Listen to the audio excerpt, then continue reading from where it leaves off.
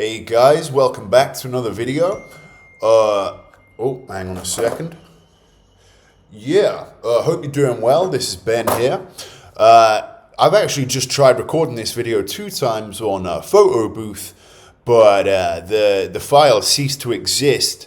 Frustratingly, photo booth kind of sucks for videos, but hey ho, we go again. Today's video is actually going to be regarding premature ejaculation. Now, I made a video about this the other day, and I did have some little faggot commenting on this shit, asking me all these weird questions like, what size bathmate do you use? Are you still jizzing prematurely? All this fucking weird shit. And I don't mind, I don't necessarily, they make me feel uncomfortable, but if you're gay and you're respectful and you're not a weird little fucker, then keep watching. But if you're a little faggot, then please go somewhere else, because I cannot stand people like you. Like, I can't stand people like you. I can't stand liberals that are on the side of tyranny and who are white and who want us to just be fucking filled with immigrants. I cannot stand people like you who hate our predominantly white countries with a passion. You make me sick. You make me sick. But anyway, that's just a side little tangent. So a few weeks ago? Yeah. So a few weeks ago, I made a video about prematurely ejaculating. And basically, in the video, I go into detail about how I've never suffered with prematurely ejaculating in my life until I started injecting exogenous testosterone. Now, a lot of people know some things about this shit. Going on steroids, you know, your testicles will atrophy. Your fucking hair might fall out if you're predisposed to male pattern baldness. It'll just advance your hair falling out, but it won't make people who aren't predisposed to that shit lose their hair. So people know some things, but I honestly did not know that going on testosterone can increase the sensitivity of your Johnson during sex. Now, this is what's kind of been going on for me. I've never suffered with this shit in my whole life. You know, back when I was 21, I could fuck for 20, 30 minutes, no problem. And before that, I'd never even nutted from sex. But now I can't even last 60 seconds. 60 seconds. So that sucks a fucking dick. And honestly, I'm so glad that I had those years where I didn't have prematurely ejaculating, because if from the first time I had sex, I was prematurely nutting, I think I'd have been too ashamed to even have sex. I really think so. But yesterday, I was perusing the fucking steroid forums, which I actually sometimes find interesting to read through. I like reading about people's stories of going on Trenbolone and wanting to, you know, fuck and fight and do all this shit. I find it pretty interesting. And, you know, I had a little pondery last night about thinking, do other people go through this shit? Is this steroid related? And I started looking on the steroid forums if people who take steroids, take gear, if they have gotten prematurely ejaculating since they've started taking this shit. And sure enough, some people do get this shit depending on the compounds they use. Now, steroids definitely do have an effect on sexual function, sometimes good, sometimes bad. Now, it's pretty well known in the steroid community, if you'd even call it that going on nandrolone or shorthand called Deca, it can give you what's known as Deca dick, where your dick doesn't even get hard. Now, I don't want to speak on that too much because I've never taken this shit in my life, so I don't want to espouse on something I don't know anything about. But I'm just speaking to the fact that steroids can certainly have an effect on sexual function. And in my case, it's been a really negative effect. Now, basically, there was this guy who was on the forum last night who was actually kind of stressed out of his balls over the fact that he can no longer control his nut, and he's having sex and nutting in less than a minute, something that I can actually relate to. And people in the comments were recommending a substance. Let me pull up the name because I've completely forgotten. Hang on, what was the name again?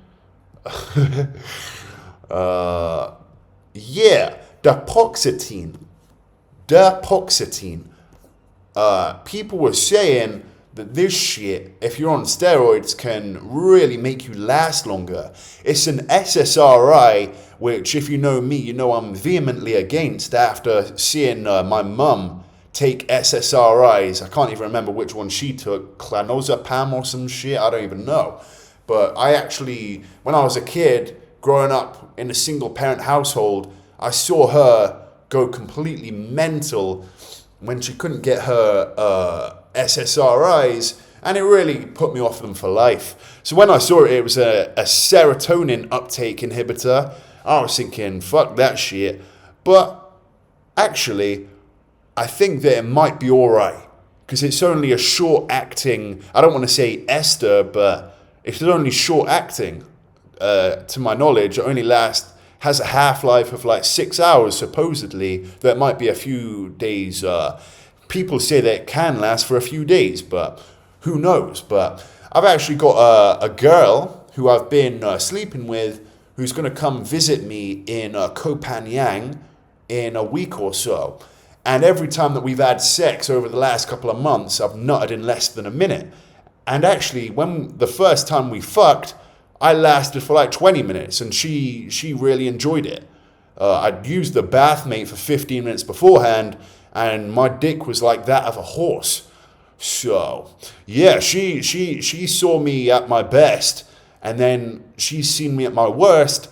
And unlike a Western woman who would have probably left me on my Jack Jones, she's actually stuck by me. And I really think I'll probably, if I ever do get married, which is something that I don't really want to do, particularly not in the West, I wouldn't marry a white girl, not a Western white girl. And to be honest, I'm not even attracted to fucking Ukrainian birds, not particularly. I think they got massive egos there. They got no humility, no accountability, don't cook, don't clean, want the princess treatment. No thanks. Check, please. I want an Asian bird, and I'm not trying to fetishize these women, but this girl's from Thailand, and she treats me so well. And people think that Western women think that men go to Thailand to just get a load of cheap sex, and they're just a load of fat slobs who can't get laid. There probably is an element of truth to that, but I would say out of the people that I meet in Thailand, the majority of guys out here aren't perverts. A lot of guys come to these countries because they are totally touch, sex, love, and intimacy deprived. And people, life is short at the end of the day, and life is beautiful, but it can also be traumatic and sometimes terrible. And who wants to navigate this world entirely by themselves or with some woman who doesn't appreciate them? You know, that's no good. That's why I know a lot of men out there, I'm not trying to go too deep with this shit, but, you know, I know guys out there are really, like, women probably perceive men as these, like, stoic philosophers, these guys who can just take any amount of abuse, but I know men's feelings run a lot deeper than women would ever understand. And yeah, so yeah, I actually think I'll probably never get married, but one day, if I do ever settle down, I'd like it to be with a girl like the one I've been seeing. She's actually a bit big. Right now she's 78 kilos.